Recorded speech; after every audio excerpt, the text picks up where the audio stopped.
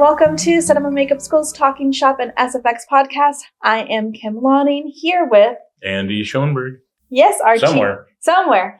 Our Chief Academic Officer. Today's episode's going to be a little bit different, mostly because it might be the last for a little while. Wow. I know. I'm leaving my position at the school and working at another school. Ideally, I would love to come back and keep doing this, but we will see where the wind takes us. Yes. So today we decided to do it a little bit different. We're not talking about any specific film, but just special effects in general, how to kind of get into this industry, advice, what got us interested in it. So yeah, when was the first time you kind of realized you can do this as a job? Well, when I realized I could do it as a job came a lot later than when I realized that it was something I wanted to do. I was probably in my very late teens, early 20s when I figured out that there was a job description for this, that Dick Smith did it and there were other makeup artists listed in Richard Gorson's stage makeup book. Mm-hmm. There were various people who contributed photographs to the book, and the ones that were makeup artists made me sort of pay attention. I'm like, how did they get into this, and what do they do that I can do to try and make it a real occupation? Yeah. My sister-in-law, my brother's wife, which is the definition of a sister-in-law, was very instrumental in getting me thinking larger, thinking outside the box, as it were. I was 19 and looking around for a job, and there just weren't any jobs to be had that I was even remotely interested in. You know, even the ones that I was interested in or would do, I was not having much luck in finding a job. So I just threw out to the room in general one day something really absurd, I thought. And I said, I'm going to be a comic book artist. I think I want to be a comic book artist. And she said, great. I was like, what do you mean great? That's your cue to say, that's a dumb idea. Yeah. Nobody can do that. You get out of here. And she just was very encouraging. So I put together some samples and I sent them to Marvel Comics, and I got a letter back. It was very nice and encouraged me to do more and send more samples. And I was like, what the hell? This little kid from Casper, Wyoming is getting letters from Marvel Comics and critiqued on my artwork. So that started me thinking about a bigger universe and or playing a bigger part in this universe, you know. So it's that was kind of the beginning of that way of thinking, and that got me going about being a makeup artist as well. There was no one I knew in Montana with that job description. Yeah. You know, as you can imagine. Yes. No one in Montana, no one in Idaho or Wyoming or North and South Dakota. There was no one in a great area. And the ones who were in Denver and some of the larger metropolitan areas didn't know anything about makeup effects. They were all beauty makeup artists. Yeah. Which is not to denigrate beauty makeup. It just wasn't what I was interested in. Yeah. That was after I was exposed to the three movies, the trifecta, I call it, of the makeup effects that got me going and wanting to do this at least as a hobby, if not a career. Yeah. And that was Little Big Man, the 121-year-old makeup on Dustin Hoffman, Planet of the Apes for obvious reasons. Yeah. And 2001: A Space Odyssey for not so obvious reasons. It had a great age makeup on Keir Dullea at the end of the movie, but it also had the Dawn of Man sequence at the beginning of the movie. Yeah. Where it had all those great articulated masks, which is the same basic mechanism as Chewbacca has in his mask, that were done by Stuart Freeborn. I was just about to ask. I was like, who did it? Because I was like, I know Little Big Man was Dick Smith, right. John Chambers for Planet of the Apes, That's and then you said Stuart Freeborn. Yeah, he did all the Star Wars films. Oh, cool. And, well, the early ones. Between those three movies, I was like, how do I do this? Yeah. You know, it blew me away to find out that those apes in 2001 were costumes. It just, I thought they must have gotten chimpanzees and just trained them like that or something. The well-trained chimps. Yeah. Aren't we all, though? Well. Yes. Yeah, that started, it really bent my mind. All of those pictures did, Dustin Hoffman was just mind-blowing at the time. No one had ever seen anything like that. It was a really cool makeup. Dick Smith did a lot of firsts on that makeup. It was the first time that I think that he used a cast, a foam latex bald cap. It was the first makeup that he divided into individual appliances. Yeah, the overlapping appliances. Right. And he had an interesting way of doing it because it was before he found Alcoat and all the other methods. I heard this, and this may have just been on a test version of the makeup, that he stippled latex over the bust of Dustin Hoffman and then roughed out his makeup on there. And then when he cut the appliances, the latex came off with them. Oh, interesting. So he peeled the latex off with the appliance, and if it were me, I would have peeled the latex off the back of it after that and put it on its positive and all of that stuff. But that was the first makeup of that type that Dick did. And it fit better and was really successful. The hands on that makeup are incredible if you've ever seen. There's a great picture of, I think it's Dick gluing the seam down on the edge down on the glove in the stage makeup book. And it's just incredible. Age makeups are very difficult, but when done well, and Dick Smith was a master with age makeups, it's just incredible. I always think about the actor from The Exorcist. Max von Sydow. Yeah, he couldn't get work after that because everyone thought he was an old man. Yeah. But he wasn't. Yeah, he was 41 when they did that. And he looks like well into his 70s or 80s in the movie. Yeah, and he played the part really well too, like a fragile old man. Rick Baker said he got to go to Iraq when they were shooting The Exorcist. But Rick was there when Dick applied that makeup on Max von Sydow at least once, I'm sure. And it's a cool makeup. Dick talked about it maybe in his course when he was talking about age makeups, and he said that he did some stretch and stipple on Max von Sydow's neck, and then did a cast here and took a clay press out of that and put it on to make the appliance for the neck waterline. Oh, so that way I blended in with the stipple because it was already Max von Sydow's neck. Oh, cool. Yeah.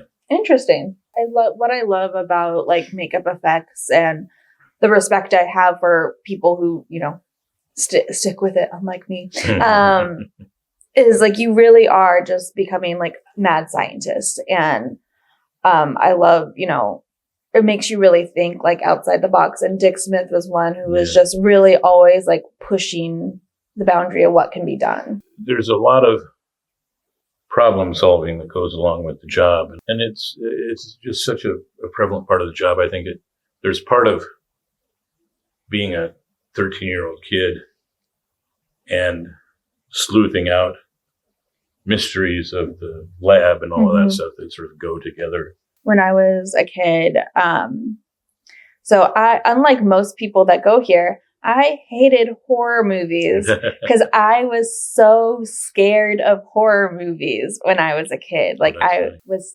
terrified. I would have nightmares of horror movies.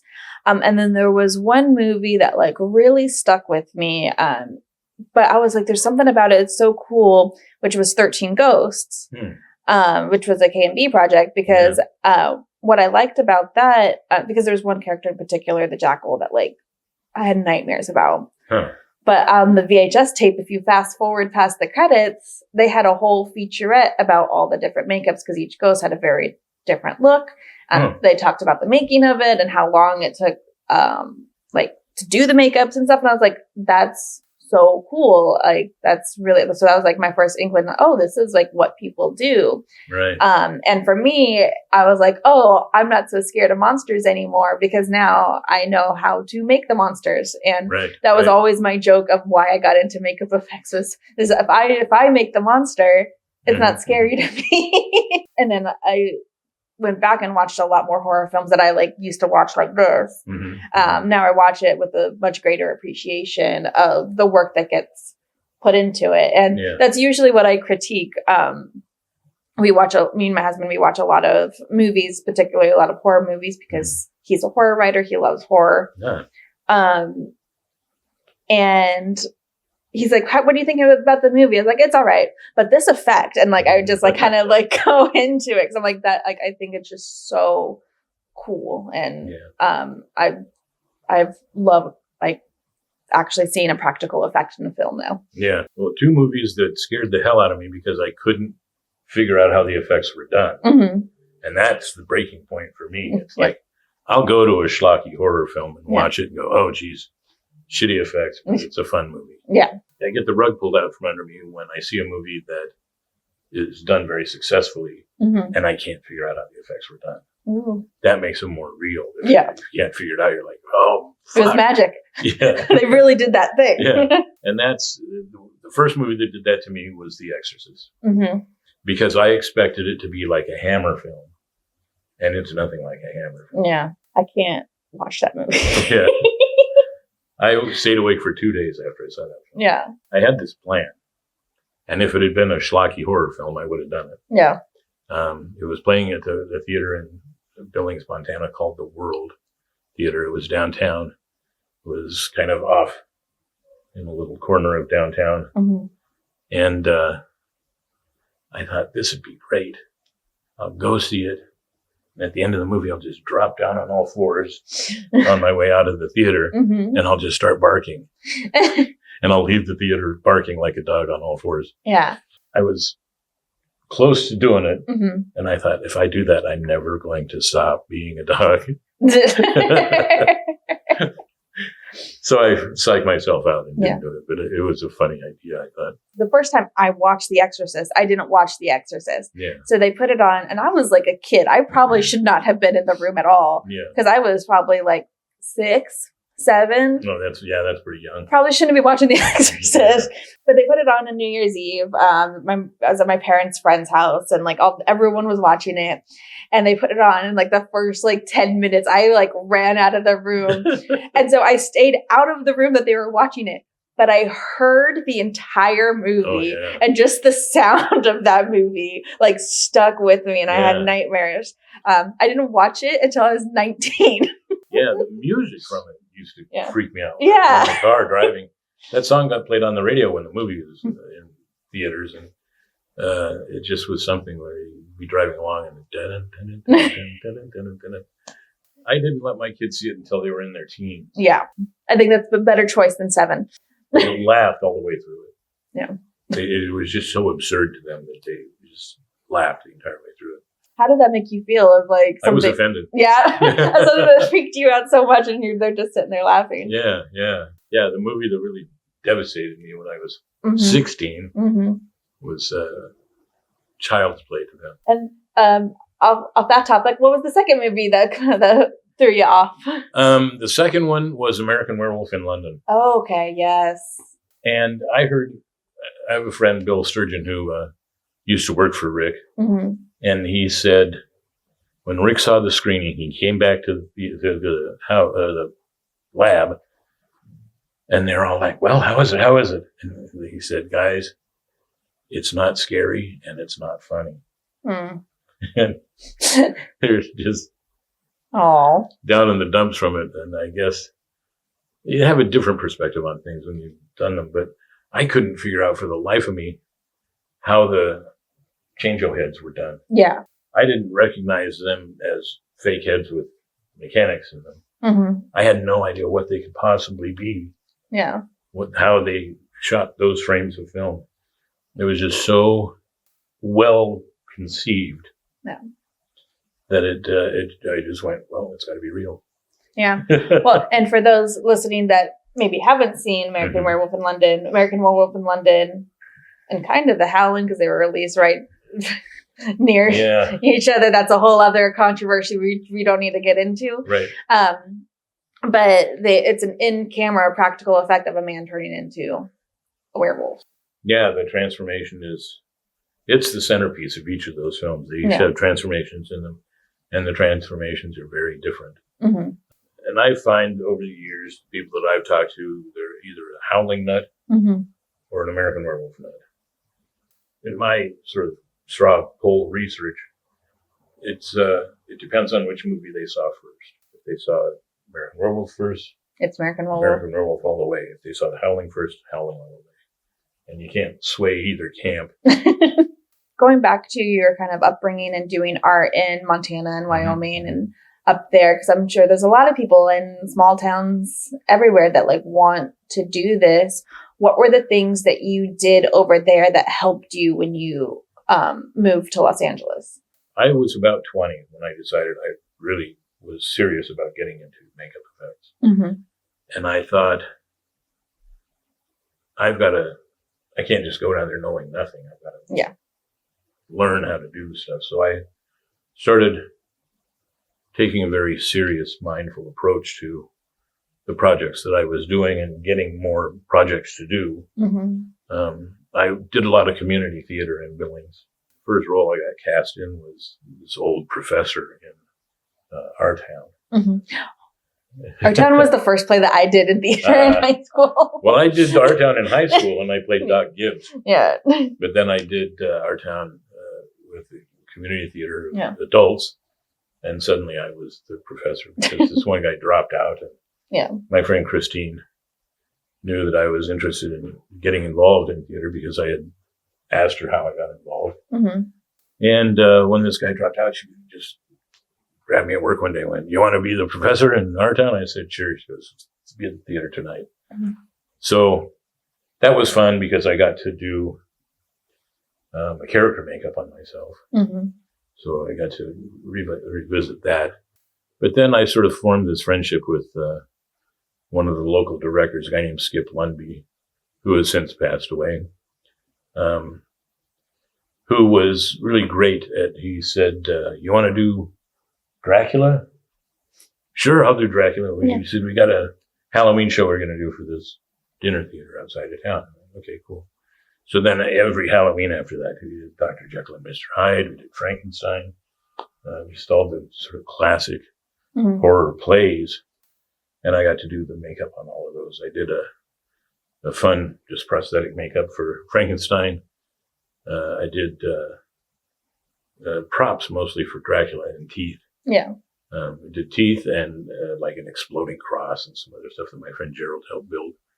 And for Dr. Jekyll and Mr. Hyde, I did a radio-controlled makeup that I sat in the audience and inflated and deflated the platters on this guy's head, and he'd slip teeth in and out of his mouth to Dr. Jekyll and Mr. Hyde. Was that you just kind of figuring things out and like just testing to see if things worked, or because I know like you use stage makeup a lot too, like the book, right?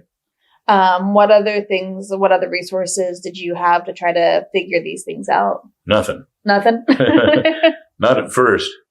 I found out that Alcone Company in New York sold foam latex kits, but it wasn't good stuff. It was the Uniroyal formula, which was real stiff. It was like this. Yeah. But I bought some. I tried to get the local theatrical supply to order some for me, and they just didn't. Yeah.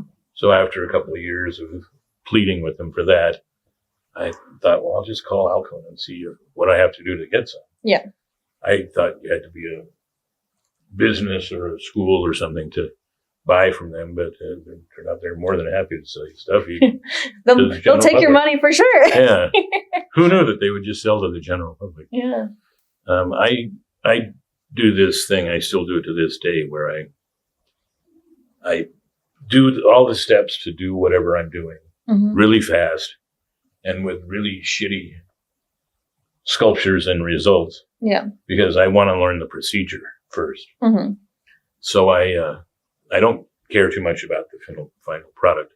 So I did that with foam latex appliance makeup. I did an age makeup on myself, which of course is a huge undertaking, but what did I know? Yeah. And I was working as a commercial artist. I worked at the newspaper in their advertising department for a while, and then I transferred over to the newsroom, and I was their newsroom artist for a couple of years, and that was great fun. Yeah. Sure, it made you get used to like doing things quickly to a deadline and getting used to kind of doing some stuff that you don't always want to do, which we've talked a lot already about on this podcast of just like you do what the director wants, and right. You have to do what your boss wants you to do. Well, and that's the framework that it's commercial art versus. That's exactly what I was going to say. Oh, sorry. Yeah. No, it's fine. We're on the same page. Yeah. It got me used to the idea of doing art on demand. Mm-hmm. It's not anything I would have done on my own time. Yeah. It's just commercial art, and you're doing what someone else is directing you to do. Yeah. That prepared me for life in the labs and working as an effects makeup artist in the film industry. Because in the newspaper, the deadline is a fucking deadline. Yeah. And if they tell you they need it at 5 p.m. when the advertising department shuts down, they need it at 5 p.m. when they advertise. Yeah. They don't need it at 5:05. Yep. They'll take it at 5:02. Yeah. But it's 5 o'clock is the deadline. And if you don't make that, it's not going in the paper. Mm-hmm. That's what they told me first day on the job. So on our Instagram, I put some questions out there. Or at least I asked for some questions. All right. So what is the best piece of advice for someone trying to find their feet in the industry? Why would you get into the industry without feet? Paul Simon said, if you want to write about a song about the moon, then write a song about the moon. Mm-hmm. And it sort of speaks to all of the quips that come to my head initially are Howard Berger, if you want to do makeup, do makeup. Mm-hmm. It's just an exhortation to do the thing that you want to learn or the thing that you have the most trouble with. Mm-hmm. Just do it. Yeah. Because by the act of doing it, you'll figure stuff out. If you just let it stand there like a big monolith and scare you, then you lose. Yeah. But if you want to do makeup, do makeup. Yeah. Yeah. A lot of practice, a lot of repetition here. What was the film you worked on that was the most challenging for you? The show that was most physically challenging was Walking Dead. Mm. Because it just beat the hell out of every season. Yeah. I said before, we had makeup artists who came to help on set, and they'd be there for a week, and at the end of the week, every one of them who was there said, I don't know how you guys do this. We did it because we loved it. Yeah. All of us who were there loved the show and the actors and the crew and everybody. And it was a tough show to leave. And then a show that was mentally demanding was Mortal Kombat. Mm-hmm. That beat the hell out of me. Although I'll say a show that really beat me up that I was glad to do and glad to have the opportunity was The Boyfriend School. Mm-hmm. It was a bunch of makeups that had to look really real. Yeah. On the main character, Steve Gutenberg. And he was a wonderful guy. The makeups were really subtle and complex, and they were done by me and applied by me and Tom Clouds. What do you want to see when looking at a lab portfolio? I want to see 8x10 photographs so that you can really see what you're looking at. Mm-hmm. I want it to be job specific. If you're looking for work as a fabricator, then put fabrication pictures in. Mm-hmm. If you're looking for work as a mold maker, put molds in that you've made so that I know what sort of work you do in your chosen expertise. Area, yeah. Yeah, and it should be good finished stuff. If you've ever seen pictures in books and magazines by mold makers like Rob Freitas, he's not fudging anything on his photographs. No. He's taking tight close-ups of the mold in question. You can see how clean the wall layups are, how sharp the angles and the keys are nicely. Actually, that's something I tell the students because this was they were trying to take a picture of the sculpture, but they sometimes bring in their molds in our photo room. Mm-hmm. And I'm like, I will take this photo for you, but this studio is set up for like photography, for like a person in a makeup. Right. I was like, the best thing you can do is just a nice clear light above what you need to see. So it's nice and clear. Make sure that it's not cluttered around you. Yeah. They want to see the edges of your mold. They want to see, they want to see everything nicely. I was like, that's going to be a much better photo for your portfolio than anything we shoot with the studio light. Yeah. You mentioned clutter, get all that stuff out of the background and just act like you're taking a photograph of something. Yeah. Yeah. It's the kind of thing that as you work in the business and see how things are photographed on a shop level and on set, you'll sort of get an idea of how to present things. Yeah. What was your favorite class to teach at the school? Well, of course, I have a soft spot for all of them. Yeah. But I think the one I taught the most and the one I liked to teach the most was ALT. Yeah. It was fun to see everybody's skill level at the end of their time with us and see how everybody absorbed everything. Because in ALT, you utilize a lot of those skills. It's a tall order to make a fake head that looks real. Yeah. Just for clarification purposes, ALT, Advanced Lab Techniques, is the last class that you would take in part of our complete track or FX track. Right. And yeah, you make your own severed head, and there's a lot to do. And there's a lot that can go wrong, and there's, everything can go wrong. Yeah. But it's a lot of fun, and you can come up with like a really cool, display piece, at the end of your time. Yeah. Yeah. It's a cool thing. And it's, I'm glad we went back to the less messed with head. Yeah. Because it's making likeness heads is the number one thing that labs are doing today in the shops I've been in lately. And it's a skill that you will utilize. Yeah. If you get a job in a shop, you'll utilize some aspect of the skills in making a realistic fake head. What is the best thing you can do to get a job at a lab?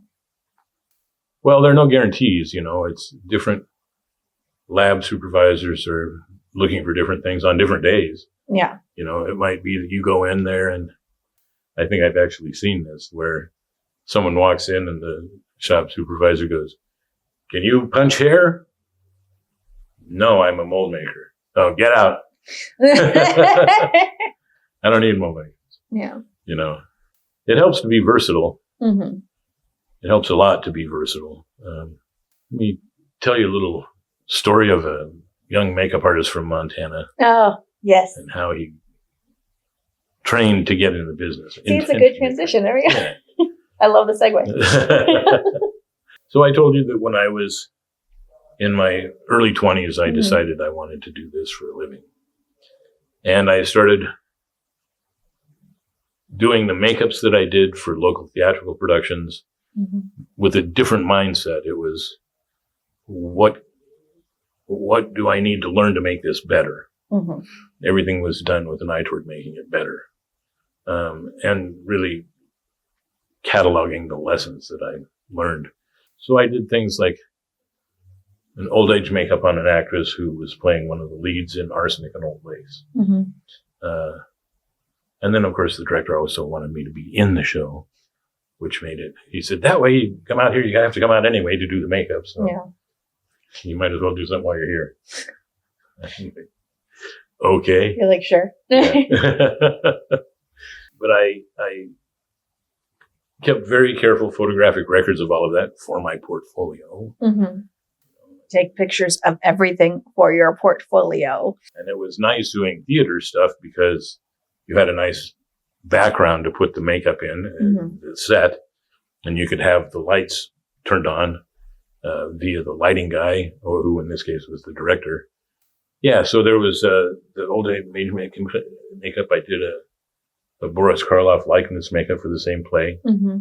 And then there was a Teddy Roosevelt makeup that I did a makeup chart for, but I didn't apply it to the guy. He did his own makeup every night. Okay.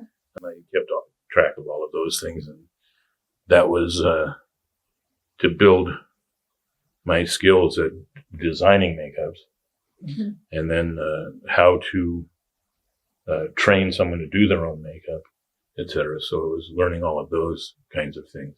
Then I started doing TV commercials around town because my friends at the newspaper, one of my good friends, a guy named Rod Davidson, was the head of promotions for the newspaper.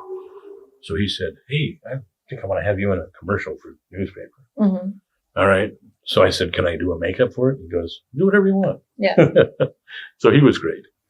And so I did a grizzled old cowboy makeup for myself in that one. And then another production company in town, a company called Western America Films, saw that. And they said, "Hey, we're doing this commercial and we want to do it through a tire company. Mm-hmm. And we want to do a caveman makeup. So this caveman invents the seal belted radial tire." I went, okay. You're like, sure. So I did a makeup for that. And that makeup, I sent pictures of to Dick Smith. Mm-hmm. He said, "Who did that wig? Where did you get that wig?" I said, "I made it." And he goes, "Oh." He said, "Would you like to, or would you be interested in taking my advanced makeup course?" Mm-hmm. And I said, "Would I?" So that got me going in even a more focused direction.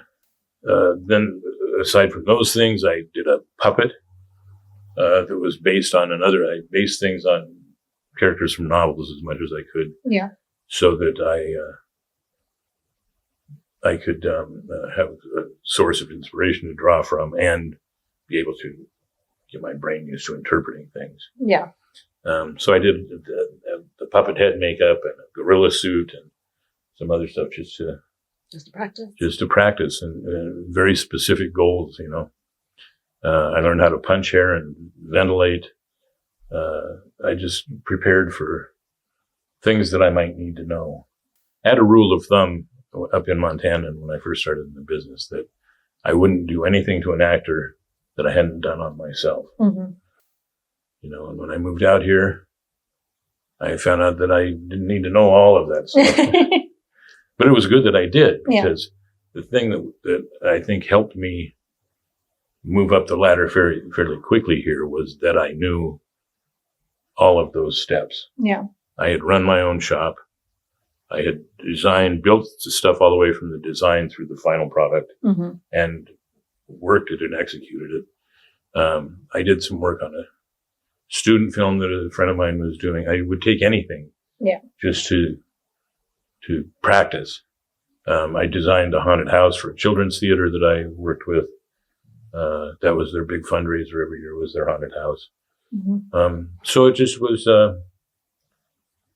it was a lot of fun just doing all that stuff. When I came out here, I found that there were guys working in the labs that didn't have the same range of skills. Mm-hmm. And whether it was that they didn't excel at those things or they just hadn't gotten a chance to learn. Practice those skills. Practice. Yeah, I don't know, but I think it doesn't hurt to maybe over-prepare. The thing that I missed out on, mm-hmm.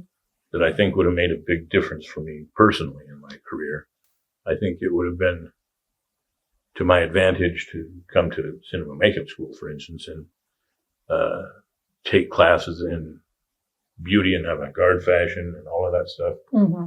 That I thought, I'll learn that later. Yeah.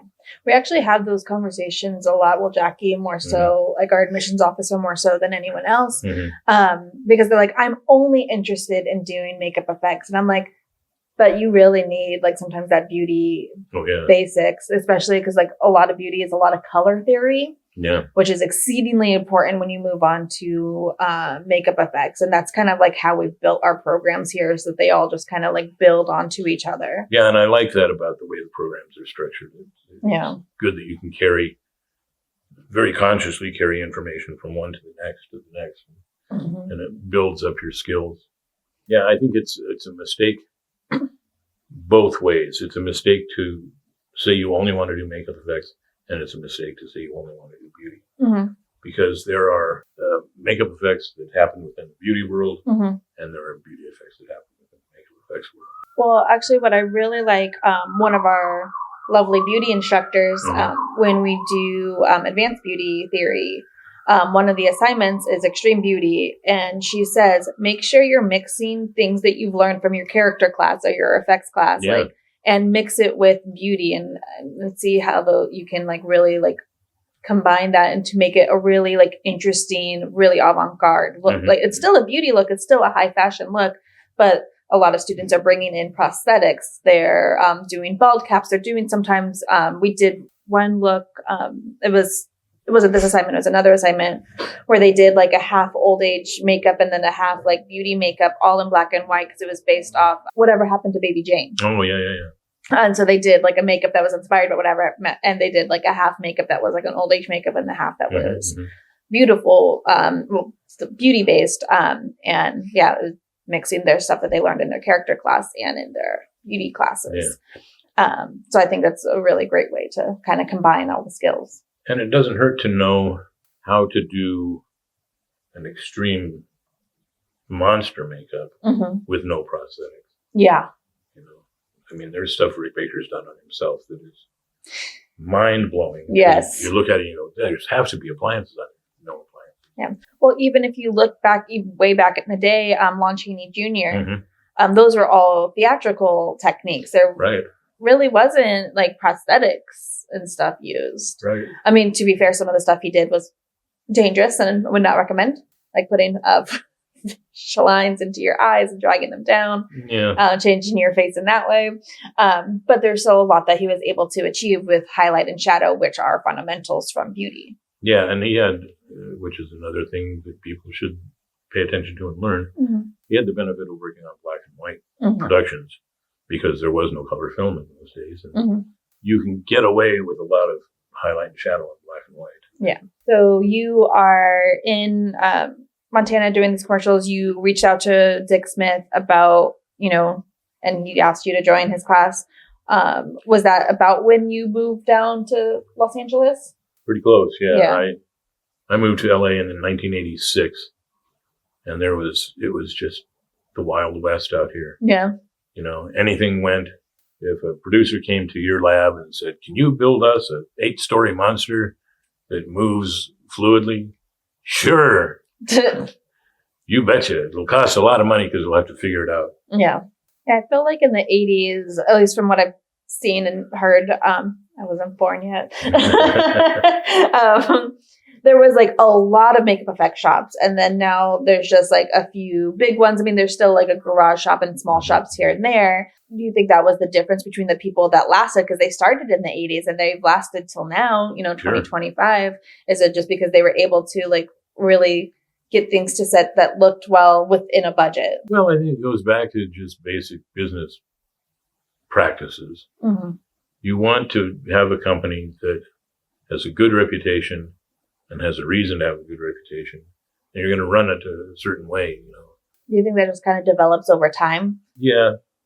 And having a good bullshit detector. Yeah. That's one thing I tell the students here. You really have to think of yourself as a business and come to every decision is yes, work on your art, practice, do what you love on the side. But to make money, you really have to come of it as a business owner. Yeah. And you have to think about things in terms of doing work that's going to be successful, both in the terms of how it looks and how it works and the cost. Cost is a big thing. Yeah. It's more important now than it was in the 80s. Maybe I shouldn't put this out there. I actually really enjoy costing effects. Just getting into the nitty gritty of of everything. I'm all right, here's materials. Materials is one cost, sure. But then you have to think about labor cost, any overhead, rent for the space, utilities, all of those things. Yeah, I know a guy who for the first, I will say 10 years, but probably wasn't quite that long, but he had a business. He made no money on the projects that he took on. He spent every penny that they gave him on the show. And it took someone coming to him and going, you can budget a salary in for yourself. Yeah. And all of these things and still get the show done. Because this is a really unusual job. Like when you look at a budget, you're like, okay, yeah, this is how much money I have to do it. But you do sometimes forget about yourself and making money because you should make money at this, No, and artists are notoriously difficult. They're not difficult, but uninformed about that. Yeah. So it doesn't hurt to maybe to take a couple of business classes and find out how things are structured in the business world. I've done some like budgeting with students because they can, take some time, or technically with grads because they're working on projects outside. And I'm like, okay, you're going to have your low bid, your mid bid, and then your high bid for the project that the producers are in conversations with you. But you need to make sure there's very clear. It's like, okay, if you want the low bid, cool, yeah, it's going to cost you less money, but you're not going to get X, Y, and Z. And you might have to shoot it in a more creative way for it to look the way you want it to look. Right. And I think those conversations are really important to have, and sometimes really hard as artists to have, but they're very important. Yeah. So where did I leave off? You were just moved to. I got a hold of Dick Smith. Dick encouraged me to take his course, which I did. He was writing it at the time, so every couple of months you'd get a lesson. Okay. And there were 20 some odd lessons in the course, so it took a couple of years to get through. It wasn't like a 3-page lesson. You get a 25-page lesson. Oh, wow. And it was illustrated and just beautiful, full of tons of information. But he was writing that. I was one of the first 100 people. And I was kind of cruising along in Montana, just getting my course and learning and practicing techniques that were mapped out in the course. And it occurred to me about halfway through that I was going to move to Montana. I had no idea who the other people taking the course were. I was going to move to LA when I was finished with the course. And I thought, well, I bet a bunch of people are going to move to LA when they're finished with the course. Yeah. And I'm moving before at the end of the course then. Yeah. I had made a friend of this guy named Dennis Curcio, who lived on the East Coast in Boston and had a small business there called the Makeup Shop. And I called him and I said, Dennis, I'm going to go out looking for a job now that my furniture has been delivered. And I don't know where to go. I said, do you have any idea what labs might be good to start with? And blah, blah, blah. I said, I have a list of labs from the makeup course. And he said, yeah, he said, there's one place that you should go. And he told me about this place in Van Nuys, run by a guy named Moni Monsanto. And Moni, you remember, was a makeup artist on Mortal Kombat. He said it's a small place. They're generally doing multiple projects at a time. And if you work there for 6 months, you'll have a dozen films on your resume. I worked in the shop for 3 months. And then I spent 3 months in South Africa filming a movie there for them. Wow. With this kind of chimpanzee costume. But I met Bill Sturgeon and Rob Berman and Dale Brady and Kelly Mann and Dwight Roberts and some other people there, Max Alvarez, who are all pretty well established in the business. So it was a good group of people to get to know. And then from there, I had met while I was working for Moni. I met this guy named Craig Caton. And Craig was going up to work on Return of the Living Dead 2. And he talked to Kenny Myers about me, and Kenny had him call me, and I called back and went up there and interviewed for that job. And so that was my second job. And it just kind of built from there. Yeah. I got it referred. My third project was something I was referred to by a guy I never even worked with. I met him through Rob Berman. My first 2 jobs here, I didn't get a lot of money. I started off at $400 or $450 a week. And a week in those days was 6 days. It was Monday through Saturday. And you worked 7 a.m. to 7 p.m. One thing, I remember you told me this story a while ago, and I'm hoping I'm remembering it correctly, and that it was not another person that told me this story. Because that'd be embarrassing. Because one thing kind of goes back to one of the questions about like getting work at shops. You know, nowadays it's difficult. Yeah.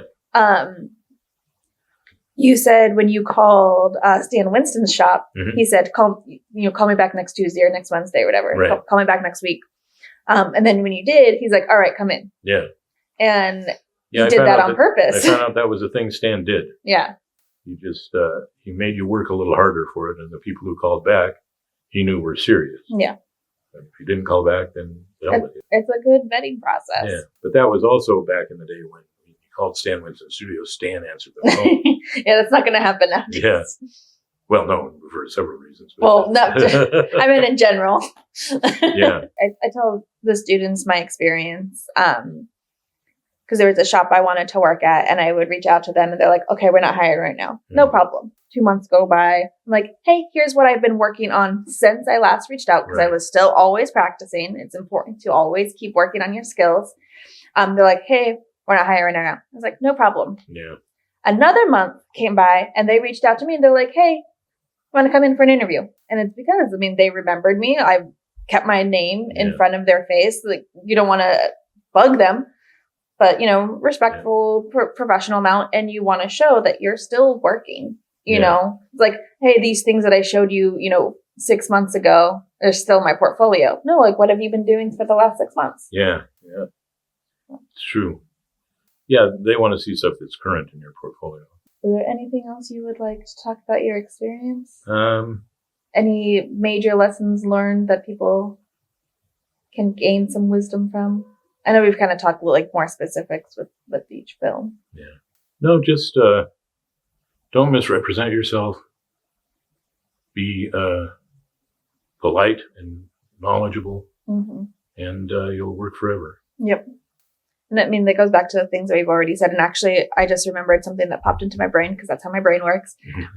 You said earlier you were doing stuff on yourself because you never want to do something to an actor that you haven't done to yourself. Yeah. And that's one thing I think is great about like cinema makeup school, because when you are a student here, you sit you're a makeup artist, but you also sit as a model. Right. So you really get to experience, things on both sides, see how, you know, it is, because some of the materials that you get put on your face isn't the most pleasant thing to have on your face. I always go back to Old Age Stipple, but that's because I'm allergic to it. And so my face felt shut. So don't put it on me. But and it's hard to get off. It is hard. So I think that's, you know, important. You kind of get both ends, and that's part of the philosophy here. To make sure you get those both ends so you could be a well-rounded artist. Yeah, and you've got the benefit of having someone who's also interested in makeup in your chair, and they can give you notes about your technique. Take all of that critique very seriously when someone's in your chair and you're practicing, because it's the difference between an enjoyable experience and a miserable experience for some actors. Yeah. And you always want your actor to have a good time. Having an open communication with the person in your chair is very important. Oh, yeah. And again, and that kind of also leads to like just being pleasant to be around, because then you can have those open conversations more freely, whether it's with the person in your chair, the director, whatever. Yeah. And that gets around. And like how you were saying your experience, oh, this person recommended me here, so I went there. Then this person recommended me here, so I went there. Yeah. That's how you get work here. Yeah. It's really about networking. Like, yes, we can provide you tools and teach you the skills. This goes back to when I was a supervisor at AAA. I always used to say, is it what's missing? Is it the skill or is it the will? Yeah. Skills are easy to learn. Yeah. You know, the technical, like how to, like you don't, like coming here at cinema makeup school, we approach everything like you haven't touched a makeup brush ever. Right. But the will, are you willing to put in the work and communicate and build your network and willing to be friendly with other people, because that's huge. Yeah, it's really, it's a job that can be very fun. Just dealing with personalities and learning how to mesh with people like that in a work situation. It makes a great team building experience too. Yeah. I got dialed in at some places, and it just kind of kept me there. You know, when I worked at Stan's, Stan liked my work, and it kept me there a long time. K&B, I was there for 16 and a half years. So half of my career, basically. Yeah. But it was a good career, and I didn't get a lot of calls because people just figured I was working. And they were right, usually. Yeah. They kept you busy in the shops. Yeah, they did. Well, thank you for tuning in. Andy, it has been An absolute pleasure talking about all these movies. Well, and thanks for being there and asking appropriate questions when they needed to be asked. You're welcome. I try. Hopefully we can come back soon. Thank you for tuning in. Yeah, thanks so much for that. Yeah. If you're interested in makeup effects, always, stay in our social medias. If you want to learn, I personally think this is a great school, so please attend here. Come take a tour, see if it matches your vibe. And for more information, you can go to cinemamakeup.com, or you can even email info@cinemamakeup.com if you want to schedule a tour. Yeah, and you should do the tour. Right? I say. Yes. Yeah. All right. Bye.